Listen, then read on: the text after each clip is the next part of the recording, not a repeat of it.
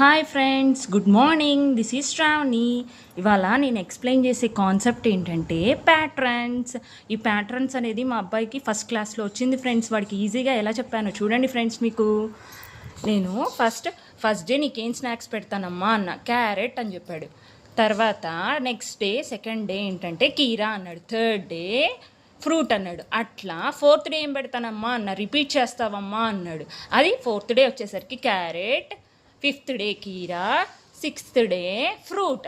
ఇదే కాన్సెప్ట్ని ఇక్కడ అప్లై చేయమ్మా, ఈజీగా అర్థమైద్ది అని చెప్పాను. అదేంటంటే షేప్స్ ద్వారా చెప్తున్నాను చూడమ్మా అన్న.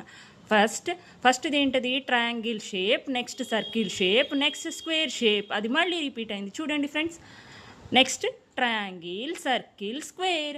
అట్లానే మళ్ళీ ఏంటి? ట్రయాంగిల్, సర్కిల్, నెక్స్ట్ది ఏంటమ్మా అన్న. స్క్వేర్ అనేసాడు ఈజీగా. నెక్స్ట్ లెటర్స్తో చూడండి ఫ్రెండ్స్. ఈ ప్యాటర్న్స్ అనేవి ఏబిసి. నెక్స్ట్ లెటర్స్లో ఏమొస్తుంది? డిఈఎఫ్. నెక్స్ట్ ఏబిసి రిపీట్ అయింది. డిఈఎఫ్, నెక్స్ట్ ఏబిసి, నెక్స్ట్ ఏమొస్తుంది అమ్మా అనగానే డిఈఎఫ్. నెక్స్ట్ నెంబర్స్లో చూడండి ఫ్రెండ్స్. 2, 4, 6, 8, 10. ఇక్కడ ఏమైందంటే 2 ఇంక్రీజ్ చేశారు, 2 యాడ్ చేశారు అంటే 4.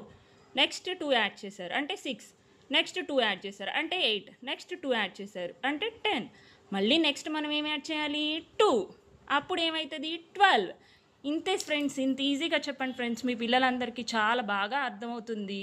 ఈ సిరీస్ ప్యాటర్న్ అనేది మనకి చాలా చోట్ల ఉపయోగపడుతుంది. Up to bank exams and చాలా ఎగ్జామ్స్లో యూజ్ అవుతుంది. ఓకేనా? Thank you friends.